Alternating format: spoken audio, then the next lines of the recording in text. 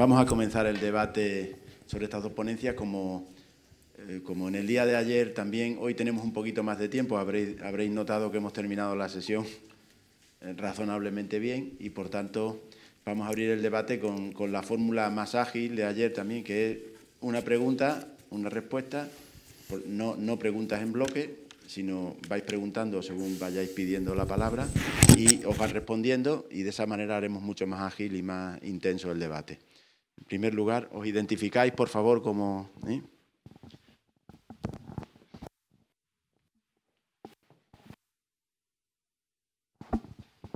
Hola, buenos días. Mi nombre es Astrid, vengo de la Universidad Pablo de Olavide de Sevilla. Bueno, muchas gracias por sus intervenciones. La pregunta es en realidad para los dos, porque bueno, me ha surgido la reflexión en base a un comentario que ha hecho el profesor Aldecoa, que ha hablado que en el año, bueno, a finales de la década de los 80 se produce un cambio de circunstancias por la que el proceso se revitaliza o se retoma el proyecto como tal.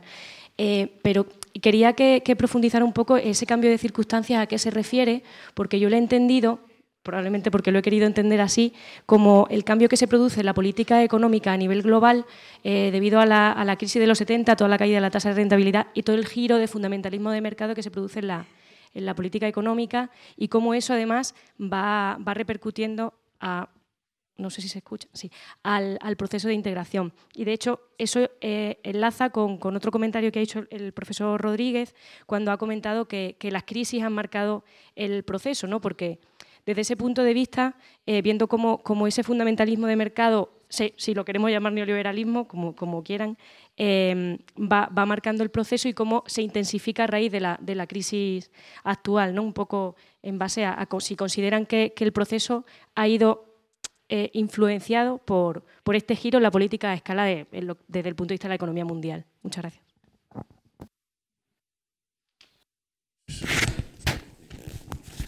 Por mi parte, no me refería a eso. Me refería a que a partir del 79 el Parlamento Europeo es elegido por sufragio universal e intenta establecer un cambio democrático a la Unión Europea. Concretamente Spinelli. Spinelli decía, un país que tenga el régimen político que tiene la Unión Europea no entraría en la Unión Europea porque no es democrático. Tenemos que cambiar de modelo. Y ese modelo, los Estados les parece que es demasiado. El que hacen el proyecto de tratado del 84. Y sin embargo, al cambiar el mundo, al caer el muro de Berlín en el 89, el proyecto que 6 años antes parecía muy exagerado va a encajar en las nuevas necesidades. Al final acuden a lo que ya había. Y además no es una respuesta tecnocrática, ¿qué va? Es una respuesta política, la había hecho el Parlamento Europeo. Siempre se dice, joder, las normas europeas son tecnocráticas, algunas, pero el modelo se ha ido generando de abajo arriba. Es el proyecto de tratado. Después, en el proyecto de la Unión, en Maastricht lo escriben los tratados, lo escriben los estados. Ahí hay también una confusión. Ahí se dice, y ahora está muy de moda, decir, incluso entre algunos compañeros socialistas, el que a partir del 90, el liberalismo, no sé qué, pero si es al revés. La señora Thatcher fracasa y el Maastricht es la respuesta. Y además se olvida siempre. Maastricht lo hace Delors, que no era neoliberal, coño, era socialista.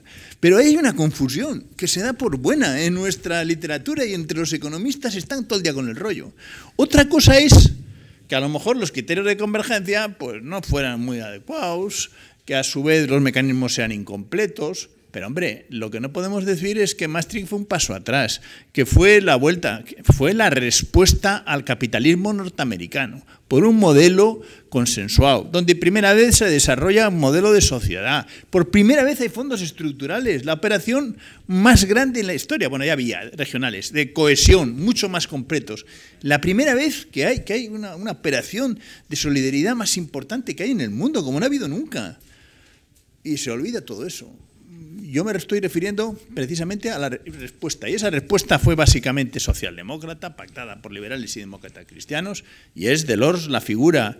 Ahora nos están contando el cuento al revés, que entonces empiezan las restricciones, el neocapitalismo, pero si le mandan a casa a la señora Thatcher precisamente porque no le cabe en la cabeza Maastricht, y tienen que cambiar de primer ministro, que es Mayor, que es un conservador, pues más suave, que en la película de ella se ve perfectamente, ella le da un sofoco cuando viene Maastricht. Aquí parece que es al revés, la historia que nos están contando. Por lo menos este es mi punto de vista, respetando otros puntos de vista. No es neoliberalismo, no es democracia. Yo creo que se lo he explicado también, que no voy a completar nada. Sí un añadido. El proceso que se impulsa a través de crisis, de las crisis, pero que esto es como la fiebre en los niños. Cuando tienen un poquito de fiebre crecen. Hasta ahora las diferentes crisis y las respuestas acertadas de forma general que ha dado la Unión Europea, pues ha supuesto un crecimiento de la integración y una consolidación del propio proceso. Sí es cierto que aun cuando es fácil, ha utilizado usted una palabra que me ha llamado la atención. Sí, ha utilizado usted una palabra, algo como integrismo económico o algo, fundamentalismo económico. Sí, puede ser. Pero es que yo quiero ver en Europa algo más que lo económico. Y si nos olvidamos de la dimensión política, nos estamos olvidando de que esto es Europa. Es cierto que hay una dominación sobresaliente de lo económico en nuestros días, pero yo me resisto a que la dimensión política se dé por fallecida. Primero, porque no es real, existe, está ahí, oculta. Si ven ustedes el trabajo de las instituciones en diferentes campos de actuación, pues no tiene nada que ver con lo que parece que anuncian los medios de comunicación, al menos en España. No todo es económico. Es cierto que tiene en este momento un sobresaliente papel. Esto está significado por valores ideológicos que usted apunta de neoliberalismo. Es discutible también. Fundamentalmente por la capacidad de atemperar los efectos que puedan ocasionar los mismos, porque no olvidemos que eso es, en parte, elemento motriz del propio proceso de globalización. Yo critico precisamente que en los últimos años se ha olvidado quizás los derechos sociales. Es cierto que no son tiempos para románticos, pero los derechos humanos están en nuestra esencia europea. Evoquémoslos y apliquémoslos. No sé si con esto he respondido a... Una segunda pregunta. Todo igual. Buenos días, me llamo Rubén y vengo de la Universidad de Deusto. El profesor Rodríguez Barrigón ha hablado sobre reordenar el modelo de organización interno del Estado. Igual es ponerle un poco entre la espada y la pared, pero me gustaría saber de qué manera reordenaría usted el modelo de organización interno, o cómo lo haría, cómo lo reordenaría. Pues, con su permiso, y entiéndalo como algo jocoso, no se lo voy a contar. No se lo voy a contar porque eso es algo más que una pregunta. No, sí, me parece muy bien. Pero miren, por ejemplo, viéndolo en cabeza ajena, uno se da cuenta de la realidad. La eficiencia del Estado en nuestros días se cuestiona. No hablo de España, estoy hablando de Alemania. Pónganlo ustedes más lejos para que no haya contaminación de cuestiones políticas internas. En Alemania se está cuestionando el Estado. Se ha cuestionado históricamente en alguna ocasión porque el Estado, si no es eficiente, no funciona adecuadamente y tenemos que reordenar nuestras competencias. Eso lo han hecho. Incluso el propio Tribunal Federal alemán pues lo puso de relieve, la necesidad de que las competencias fueran clarificadas y competencias que eran de los estados de la Federación pasaran a la Federación por una cuestión de garantizar aplicabilidad y eficiencia de Estado. Quizás en nuestros días se está planteando de nuevo. Ahora, insisto, en el ámbito académico, Italia ya lo ha reordenado, ha reconfigurado sus regiones y sus entidades administrativas. Ciertamente se hace por una cuestión de sostenibilidad. Y aquí es un elemento donde la construcción federal debe estar muy presente a nivel europeo. ¿Cómo articular diferentes estratos de poder político real dentro de este complejo entramado, de modo que el federalismo no suponga un riesgo cierto de centralización de la toma de decisiones? Es decir, si hablamos de democratizar estructuras en el ámbito de la Unión Europea, esto va a afectar también, en mi opinión, a la estructura de los propios Estados, aunque sea en el ámbito más duro a veces, que es el de la aplicación de las decisiones que se toman. Pero también debe ser tomado en consideración con carácter fundamental en la ordenación de algunos poderes, con vistas a que el mantenimiento de la estructura democrática sea lo suficientemente armónica. Incluso aquí, bueno, no sé si lo habrá dicho alguien, ¿por qué no rescatar planteamientos que ya estuvieron presentes en las negociaciones del Tratado de Lisboa, aunque tienen raíces históricas precedentes? Por ejemplo, una segunda Cámara en el ámbito europeo de representación territorial. Podría ser una fórmula de entronque. Pero si esto no ocurre, pues a veces estas entidades se van a ver no tanto minusvaloradas, sino quizás desconsideradas en la toma de decisión real. No sé si con esto he respondido. Quería escaparme de las respuestas, ¿eh? También lo he conseguido. ¿Pero le he respondido a usted? Hola, yo me voy a poner de pie, si me permite, para verme bien y porque tanta hora aquí sentadas para allá lo agradece un poco. Yo soy Alberto, de la Universidad de Ciencias Políticas, de la Facultad de Ciencias Políticas de la Universidad de Granada, así que luego que si cometo alguna inexactitud en la formulación de la pregunta, se me disculpe, porque es un poco circunscrita al derecho.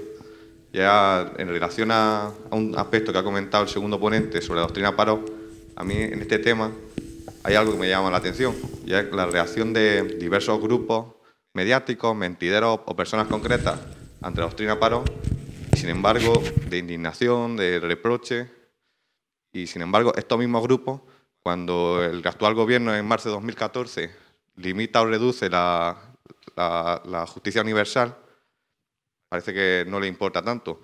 Es decir, yo de mi punto de vista pienso y pensaba, o sea, se indignan porque criminales de distinto pelaje, en lugar de estar 30 años en la cárcel, estén 25, que es más o menos, y dicho vulgarmente o simplemente, lo que supone la doctrina Parot, pero no se indignan porque otros delincuentes o criminales de distinto pelaje, pero a nivel internacional, ni siquiera se les pueda juzgar. Entonces, me gustaría saber su opinión al respecto de ambos. Muchas gracias.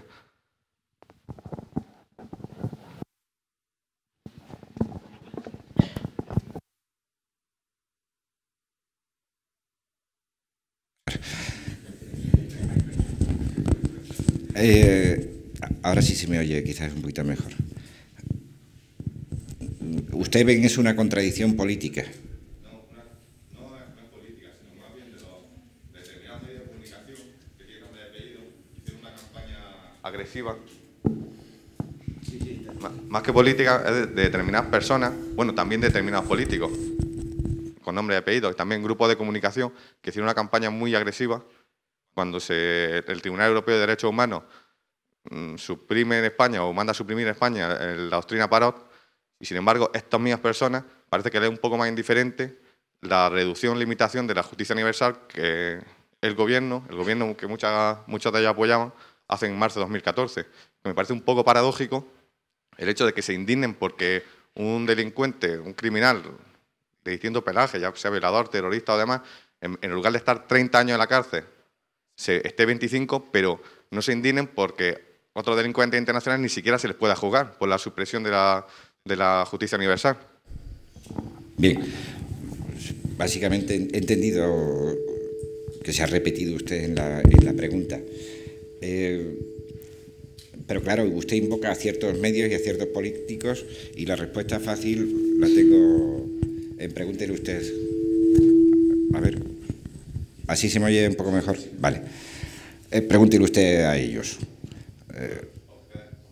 No se preocupe, si esta era la respuesta cómoda. Ahora voy a lo incómodo, que es tratar de abordar otras cuestiones. En materias como esta,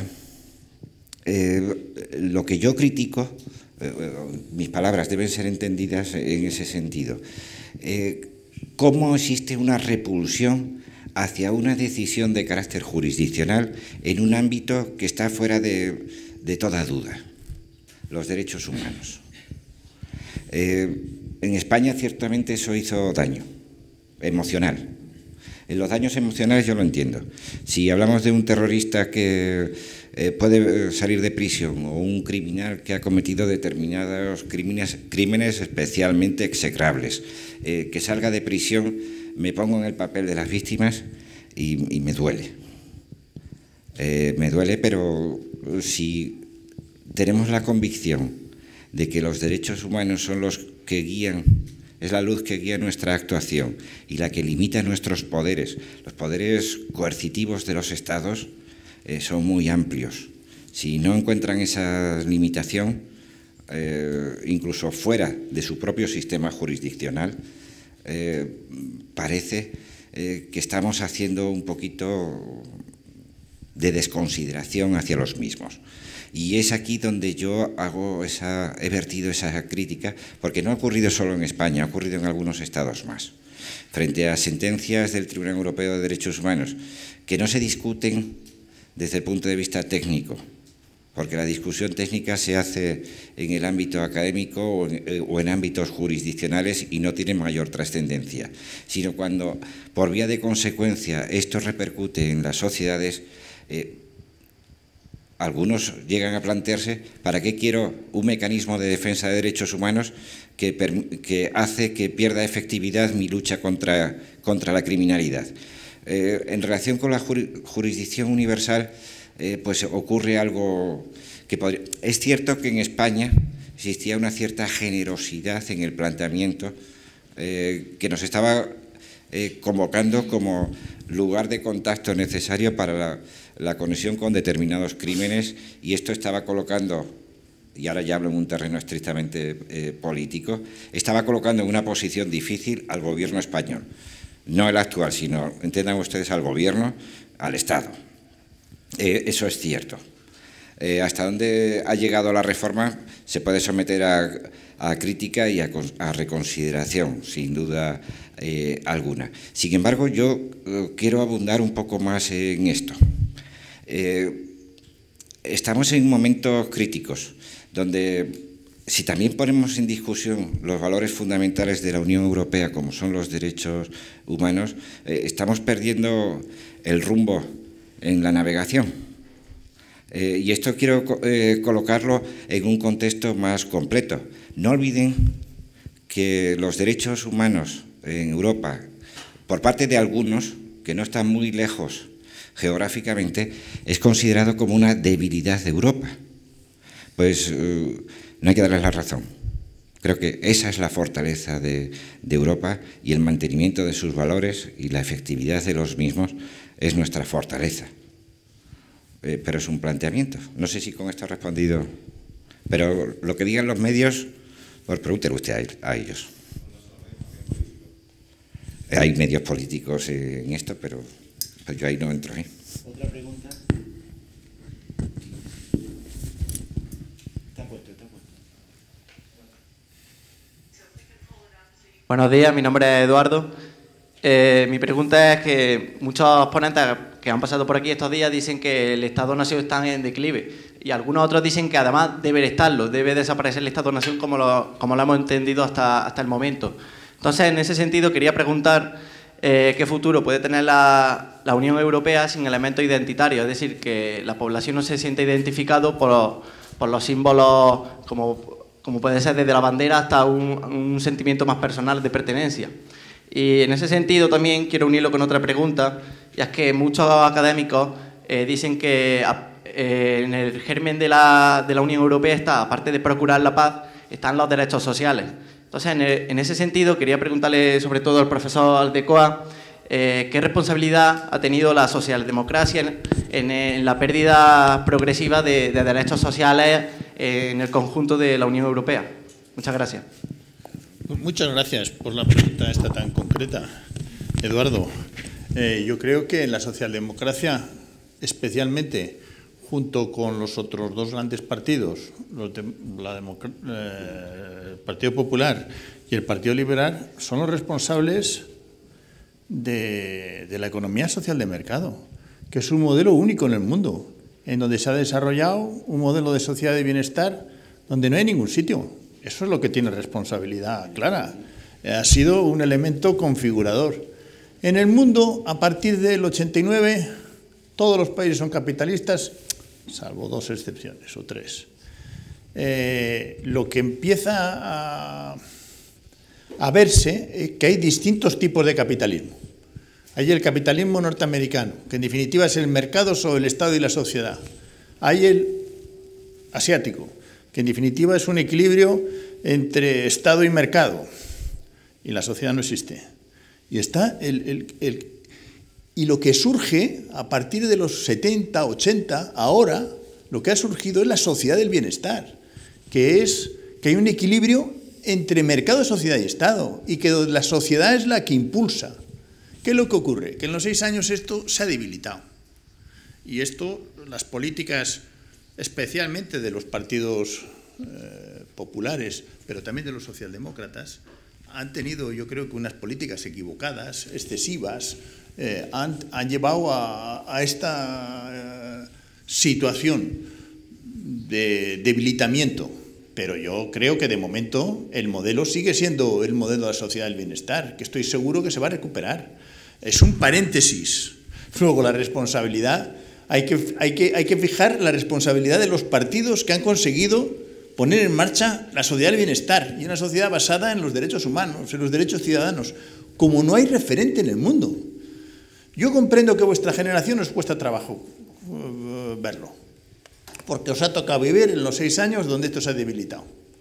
Pero por eso yo nunca digo que hace falta otra Europa. ¿Qué va? Hay que recuperar la Europa que conseguimos modelo en todos los sitios. Yo recuerdo a Lula, que le he visto solo una vez. Me quedé con su frase. Si el modelo de sociedad de bienestar no se hubiera hecho, es patrimonio de la humanidad y habría que inventarlo. Es lo mejor que ha hecho Europa nunca. Eso es la gran... Y él decía, eso es valor de la socialdemocracia. Yo digo de alguno más. Pero indudablemente es lo que ha hecho. No nos quedemos con lo contrario de que ahora algunos gobiernos, por diversas circunstancias, pues han tenido que tomar decisiones duras, que por otro lado han servido a salvar la situación. Porque yo me estoy acordando del tema de Grecia. Hombre, si se hubieran tomado las medidas, lo voy a decir con claridad. Yo fui de los que criticó a Zapatero en su momento por esas medidas, pero joder, cogió el toro por los cuernos. Los griegos no han cogido el toro por los cuernos, por eso están en la situación en que están. Es decir, que en un momento difícil habrá que adoptar decisiones, no cambiar de modelo, precisamente para salvaguardar el modelo. Ese es mi punto de vista. Y antes también, y perdonad que conteste tan enérgico, porque no contesto solo a ti, contesto a los que están en esa ola. Y a la compañera anterior lo mismo, estaba a lo mejor un poco duro. No estaba contestando a ella, estaba contestando a los que argumentan como ella, que les conozco y que he discutido muchas veces. Los tienes allí en la facultad. Bueno, eso además, pero esos son otra cosa. Vamos a dejarlo ahora. No, en este caso son compañeros socialistas. Estoy poniendo hasta la cara de alguno de Granada que lo estoy viendo, que está con ese rollo, de que lo malo es que hemos hecho nosotros. Coño, hemos hecho lo bueno, como no ha hecho nadie. Sí, dime. La primera parte de la pregunta era que sobre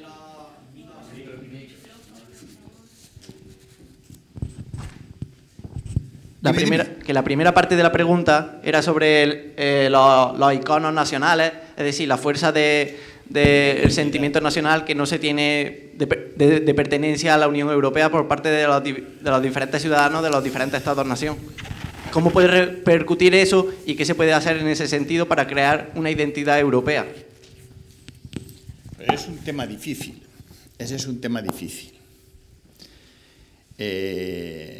Sentimiento europeo muy fuerte no ha habido nunca. Ha habido un poco. Pero también querría señalar lo siguiente, que no sé si habréis visto aquí, yo no he traído las encuestas, pero podemos ver que en los últimos eurobarómetros, por lo menos desde las elecciones europeas, los 2 que ha habido, o los 3 que ha habido, ha mejorado el sentimiento pro-europeo. Y lo he visto que a vosotros. Y además hay otro dato que tampoco se dice nunca. Habrá una crítica a las instituciones europeas bastante fuerte, pero la mitad que a las instituciones españolas. Es decir, que se olvida de que lo que hay es un desapego a las instituciones españolas especialmente. Y además con una diferencia, con que el desapego a las europeas se reduce, el desapego a las españolas aumenta. Es decir, que lo que hay es, en un momento de crisis, es normal que la gente esté cabreada y que todo lo que suene organización del poder, pues no... En cuanto al tema que dices, la articulación, hombre, la articulación es complicada. Y en ese sentido, Europa va a conseguir acercarse al ciudadano en la medida en que resuelva sus problemas. Y en la medida en que haya una mediación y se vea que... Y en ese aspecto aquí están fallando las mediaciones, que son los medios de comunicación, a lo mejor también los profesores están fallando, yo creo que los partidos políticos no se están articulando bien. El debate europeo no está siguiendo. Aquí estamos extrapolando el debate español a Europa, no al revés. Mi amigo Pablo Iglesias habla de España cuando va al Parlamento Europeo, no habla de Europa. Utiliza esa plataforma para las cuestiones españolas. En el debate europeo no aporta nada. Es que no quiere, no está metido en eso. Luego, hay una manipulación completa. En el caso de Pablo es exagerada, pero en los demás partidos también existe. En que aprovechan el espacio europeo para hablar del problema español. Eso es deformar la lógica de las cosas. Si somos una unión de ciudadanos y estados, quiere decir que los ciudadanos van al Parlamento Europeo para discutir el proyecto europeo. En España discutirán el proyecto español. Ahí hay una transgiversación de enorme... Y luego, no sé si lo que te estás refiriendo es a la lógica federal dentro de España, pues hay también el sentimiento nacional. Yo creo que son compatibles el sentimiento... Yo soy de los que defiende el modelo plurinacional español. Creo que hay que articular un federalismo en esa lógica y que a su vez que tiene a su vez que el nacionalismo regional, por la de una manera, hay que compatibilizarle con el español, que está ahora mal visto, y con el europeo, y que no tiene por qué ser, aunque pueda haber distintas graduaciones en esta gestión multinivel.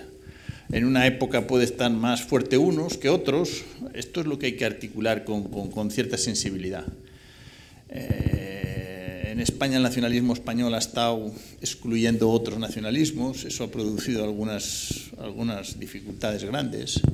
A su vez eso no ha habido sitio para el nacionalismo, no para el nacionalismo, para un sentimiento europeo, una defensa de los valores europeos comunes, que en definitiva es el de libertad, igualdad, solidaridad, que son valores comunes y que además se pueden ejercer más en la medida en que estemos juntos que individualmente. Esa es la forma que yo veo. En distintas etapas de mi vida ha pesado más un sentimiento que otro. Ahora piensan los tres con cierta compatibilidad. Y sobre todo, voy a decir una cosa personal, cuando hay broncas, yo soy vasco, en el País Vasco, y que están ahí, dale, que te dale, no, España, no sé qué, joder, me siento español. Cuando aquí hay una lógica del nacionalismo español fiero, joder, me siento vasco. Y cuando oigo las locuras de los periódicos todos los días en contra de que los problemas están en Europa, joder, me siento europeo, que es lo que básicamente me siento, y que no creo que es excluyente. Dos últimas preguntas por ahí. Hola, ¿sí? Mi nombre es Ana y la pregunta era sobre la crisis migratoria que ha apuntado el señor Aldecoa, pero bueno, si también quiere responder Señor Barrigón, usted ha dicho que los medios no han sabido transmitir los acuerdos que se tomaron en abril en Europa y que se han centrado básicamente en comentar las cuotas, pero poniendo un poco en contexto, la pregunta directa es, ¿cree que la Unión Europea no tiene más recursos y más recursos económicos y no económicos para acoger a más gente? ¿Cree que es suficiente, poniendo en contexto que nos encontramos en la mayor crisis de refugiados desde la Segunda Guerra Mundial, con más de 50 millones de refugiados? Por ejemplo, en el caso sirio hay más de 4 millones de refugiados y más de 6,5 millones de desplazados internos, teniendo en cuenta que según ACNUR el 94% de estos refugiados están en países como Líbano, Jordania, Turquía e Irak. En el caso de Líbano, por ejemplo, en un país como Líbano hay 1,5 millones de refugiados. Nosotros somos 507 millones de personas, ya los apuntaban a otros ponentes, y en teoría somos una de las regiones más ricas del mundo, más desarrolladas, y que, digamos, promulgamos estos valores que están en el seno de la Unión. ¿No cree usted que con los naufragios también naufragan las ideas del proyecto europeo? Estoy de acuerdo en la primera parte que usted ha dicho, no en la conclusión. Bueno. A mí me entristece mucho como europea porque pienso, cuando salen todas estas noticias, y a mí este tema me toca más especialmente, ¿no? Pero creo que nosotros podemos hacer mucho más de lo que estamos haciendo. Y bueno, en octubre del 2014 se quita la operación Mare Nostrum, se sustituye por Tritón, que básicamente es quitar presupuesto y pasar de rescate a directamente vigilancia. Entonces, no sé, me resulta como una contradicción. Yo también me siento europea, pero vamos, esa parte de Europa me produce vergüenza, porque creo que los valores que estamos, digamos, que nos han construido no se corresponden con la acción que ahora estamos tomando en este aspecto en concreto.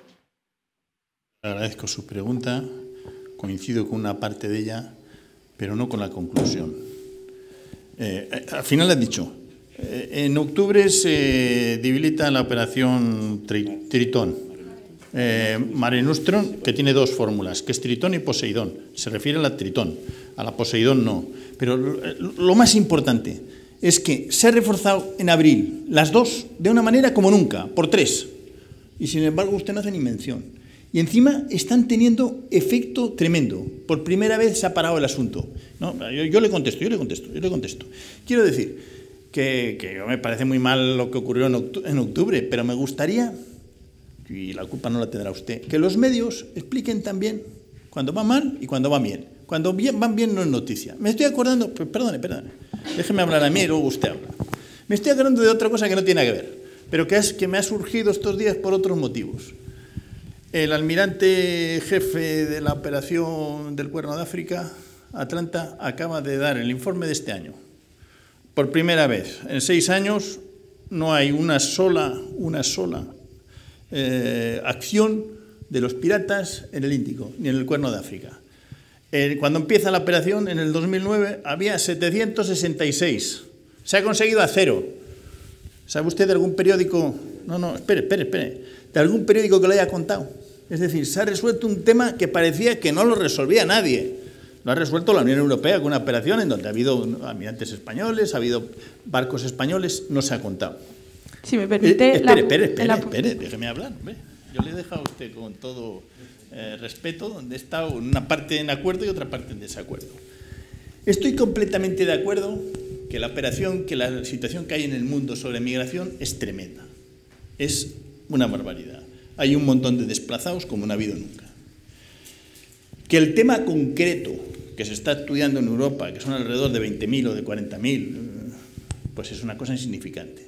Y se está refiriendo solo a los refugiados, a los asilados. No se está refiriendo a la migración en general. Y que verdaderamente es una pena las discusiones que hay en torno al tema de las cuotas.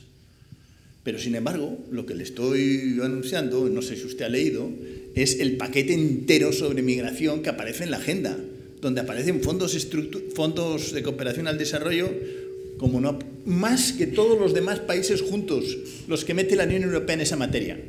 Quiero decir, hombre, que los estados en ese campo, pues no creo que están a la altura de las circunstancias, pero sin embargo, en cuanto al tema de fondo del modelo de desarrollo y de la acción humanitaria, pues, la Unión Europea es la que más gasta más que todos los demás juntos, y en las nuevas disposiciones mucho más.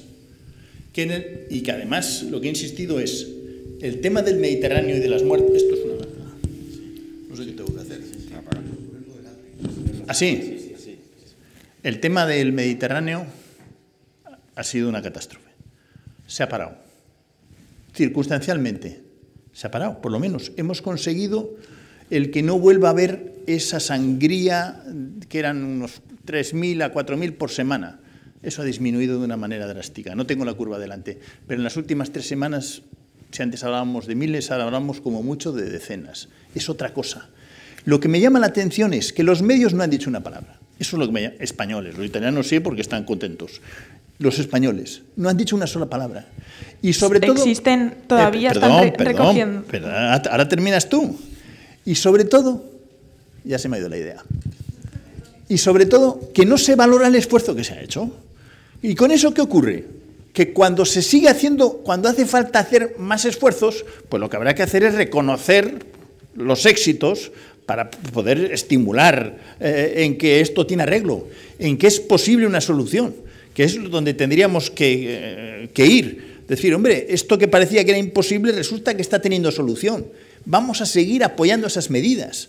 Vamos a seguir, y sin embargo, solamente nos estamos fijando en el tema de las cuotas, que es lo que va mal. Y no estamos fijándonos en los aspectos positivos que ha cambiado la política de migración.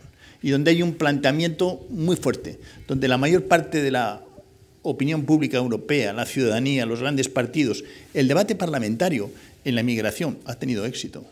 Eso no se reconoce. Se reconoce, nos acordamos ahora de lo mal que ha ido. Ahora que empezamos a corregir, se nos olvida que se está corrigiendo la situación. Eso es lo que me llama la atención. Yo claro que coincido con usted que es un drama que hay que poner solución, que las cifras son tremendas, que si tiene que hacer alguien eso, va a ser Europa, no lo hace nadie, y que tenemos que ser nosotros, pero hemos empezado. Que yo creo que no se trata de que no se reconozca el éxito, sino que el éxito, ese pequeño éxito dentro del contexto, no es un éxito, para mí es un fracaso, porque si solo hemos aceptado el 1% en el contexto sirio, pero es que está viniendo gente de Eritrea, está viniendo gente de Afganistán, está viniendo gente del Cuerno de África, como está apuntado, gente de Somalia todos los días. Entonces, el éxito está muy bien, pero puesto en contexto, quizá no es tan éxito. Me parece que no me ha entendido.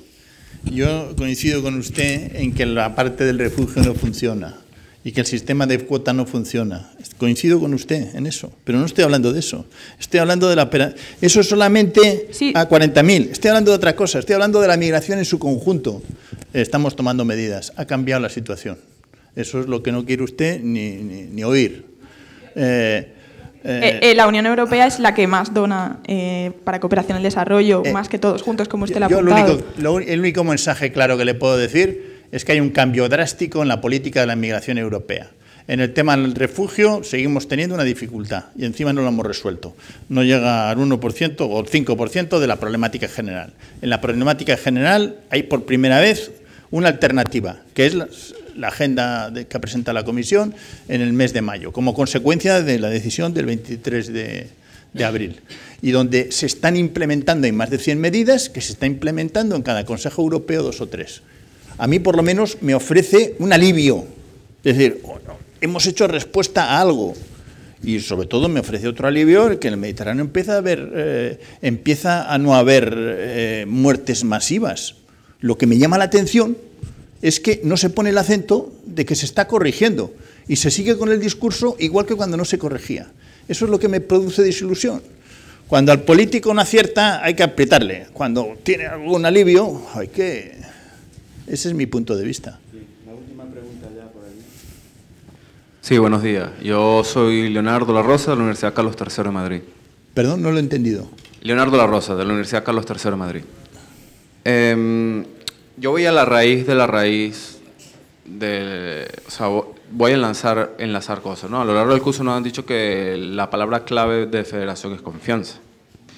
Y voy a hablar de la crisis de valores que hizo mención el profesor Rodríguez.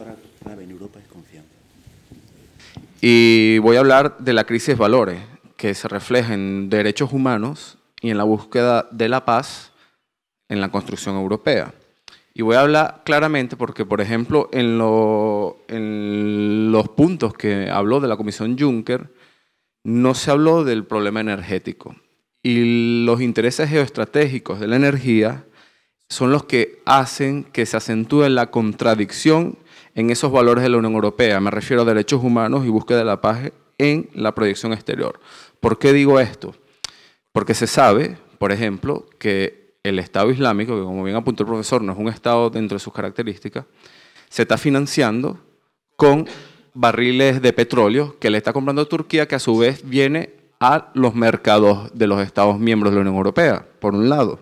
Entonces, el conflicto que genera la financiación del Estado Islámico en el norte de África, ahí está la raíz de la migración masiva que ha habido hacia Europa. Entonces, por más que se multiplique por 3 lo que es la política de migración, si no van a la raíz porque le dan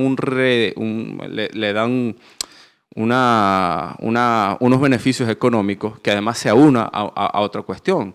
O sea, estamos viendo bombardeos por parte de Arabia Saudí y se le están permitiendo muchas cosas a Arabia Saudí porque también agarró su producción petrolera, la puso al máximo. Entonces, eso ha bajado el barril de petróleo que obviamente beneficia a la Unión Europea y golpea a Rusia, que como bien sabemos está enfrentada con la Unión Europea en el tema de Ucrania. Entonces yo lo que estoy viendo aquí es que los objetivos geoestratégicos de la Unión Europea no se están tomando en cuenta, o sea, no se están diciendo en el discurso, al menos acá, y obviamente eso evidencia una crisis de valores de lo que es la construcción del proyecto europeo y quisiera que me diera su opinión al respecto, o sea, que me toque cada uno de estos 3 puntos que acabo de dar y cómo se concilia esto con el proyecto europeo, porque esto viene con una cuestión de que si no hay más transparencia, va a seguir la desconfianza, y si hay desconfianza, tambalea el proyecto de Federación Europea, según lo que nos han enseñado aquí, que la palabra clave de la Federación Europea está en la confianza. Muchas gracias.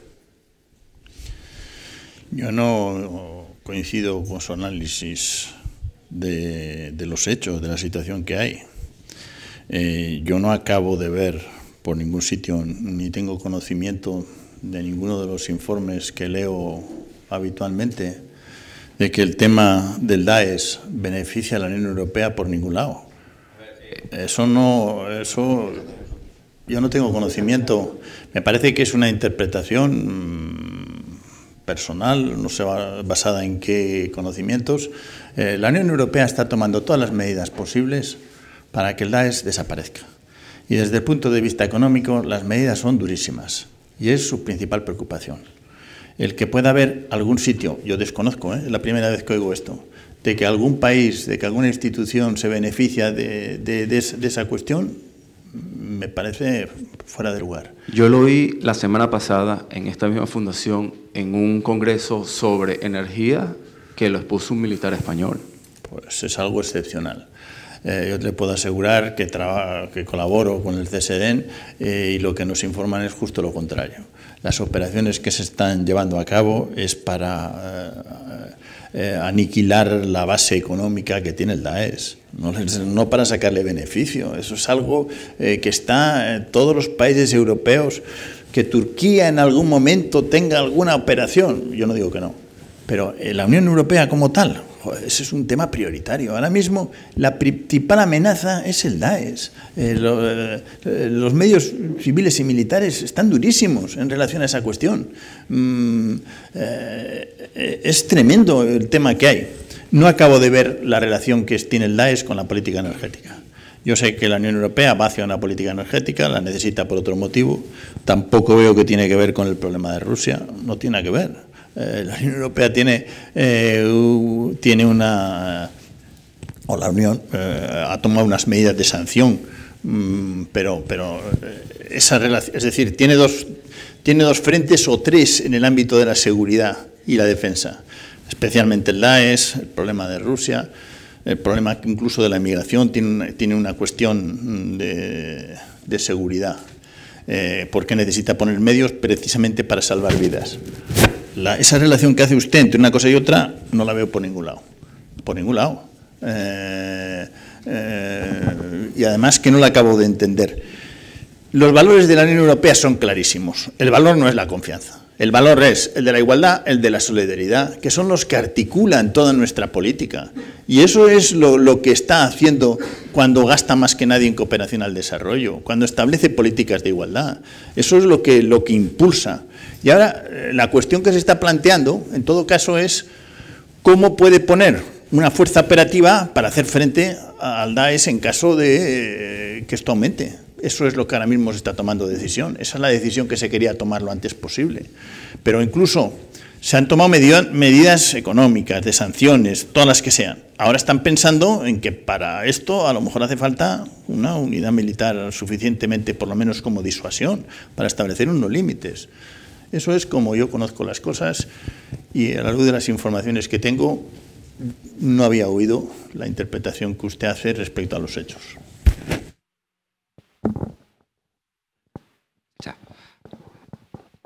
He entendido su pregunta y yo estaba allí. Pero probablemente lo que no entendió usted fue la respuesta que se dio. Porque usted ha dado a entender que a través de no se sabe cómo, el petróleo que se puede estar obteniendo en territorios sometidos a este régimen peculiar que ha sido conquistado por estos grupos, podemos estarlo echando en nuestros coches directamente porque eso tiene una incidencia. Bueno, eso es dramatizar en exceso el planteamiento. No creo que sea exactamente así. Sí es cierto que eso es fuente de financiación de este grupo en particular o de determinados grupos próximos y que en buena medida por eso precisan de un soporte territorial. Que existe contrabando sobre los mismos, a pesar de las acciones de embargo que puedan pesar sobre ello, pues es radicalmente cierto. Sin embargo, aquí, en relación con esto, hubo una cierta, quizás, desmedida en su afirmación, porque no creo que el petróleo que se produzca en ese área tenga una incidencia tan sobresaliente sobre los precios del crudo a nivel internacional. Punto de partida. Lo segundo, pues si estamos hablando de que se está comerciando con ese petróleo de forma ilegítima, pues probablemente el contrabando pues constituye una forma impropia, ilegítima, de hacer uso de recursos que pertenecen a un pueblo. Y por otra parte, es cierto que hay un interés estratégico sobre estas materias y que en ocasiones los estados dulcifican sus posiciones en relación con las exigencias relacionales con otros cuando hay un interés fundamental y la energía es uno de ellos. Pero no olvidemos nunca una cosa, esto de la energía tiene dos caminos. Uno, nosotros necesitamos la energía, pero ellos necesitan los pagos. Ahí hay un equilibrio moderador que en ocasiones, al margen de eventuales regímenes sancionatorios que se puedan implantar, pues tienen relevancia sobresaliente. Sin embargo, sí es cierto que en determinadas circunstancias, porque históricamente así ha ocurrido, algunos estados se han manifestado insensibles con ciertas situaciones y podrían no ser coherentes en su política exterior con los principios que preconizan. Pero yo le daría un poco la vuelta al planteamiento. Precisamente la debilidad que suscita el posicionamiento individual de un Estado se atempera por la existencia de otros mecanismos que se pueden, compensatorios, que se pueden incardinar en un modelo de integración.